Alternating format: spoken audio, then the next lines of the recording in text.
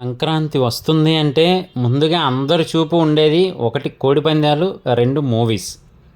అందులోనూ మూవీస్ విషయంలో ఎస్పెషల్లీ ఒకరి వైపు అయితే చూపు వెళ్తూ ఉంటుందన్నమాట. ఎవరు అంటే మన నందమూరి బాలకృష్ణ గారండి. ఎందుకు అంటే కనుక ఆయన ఇప్పుడు స్టార్ట్ చేసింది కాదు, సంక్రాంతి టైంలో ఆయన మూవీ మ్యాక్సిమం రిలీజ్ అవుతూనే ఉంటుందన్నమాట. మరి ఇప్పుడు డాకు మహారాజ్ అయితే వస్తుంది, కానీ ఇంతకుముందు అసలు సంక్రాంతికి ఏ సినిమాలు వచ్చాయి ఏంటి అనేది తెలుసుకుందాం రండి. 1987 జనవరి 14న భార్గవరాముడు అని చెప్పైతే మన నందమూరి బాలకృష్ణ గారి మూవీ వచ్చిందనమాట. అలాగే ఇప్పుడున్న వాళ్ళకి ఎక్కువగా తెలిసి ఉండకపోవచ్చు, కానీ అప్పట్లో సంక్రాంతి అంటే బాలయ్య సినిమా పడుతుంది అని చెప్పి అనుకునేవారు మ్యాక్సిమం.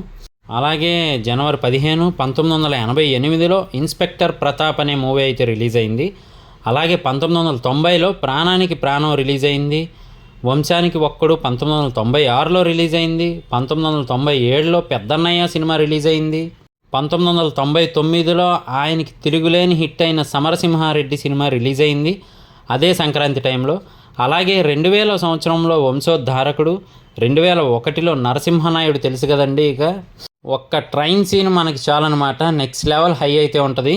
సో నరసింహనాయుడు అంత పెద్ద సక్సెస్ని అయితే సాధించింది. అలాగే 2002లో సీమసింహం రిలీజ్ అయింది.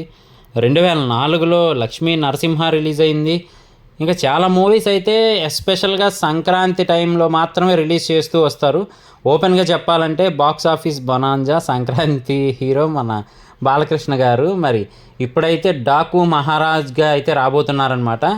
ఇంతకుముందు సంక్రాంతి టైంలో కూడా మరి ఇదే డైరెక్టర్ అదేనండి మన కొల్లి బాబీ గారే వాల్తేరు వీరయ్య సినిమా అయితే తీశారనమాట. మన మెగాస్టార్ చిరంజీవి గారితో సూపర్ హిట్ని అయితే కొట్టారు. ఆ టైంలో బ్లాక్ బాస్టర్ అని చెప్పుకోవచ్చు అనమాట.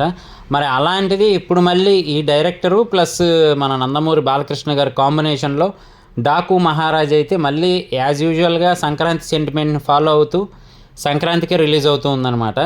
మరి ఎక్స్పెక్టేషన్స్ అయితే నెక్స్ట్ లెవెల్లో ఉన్నాయి.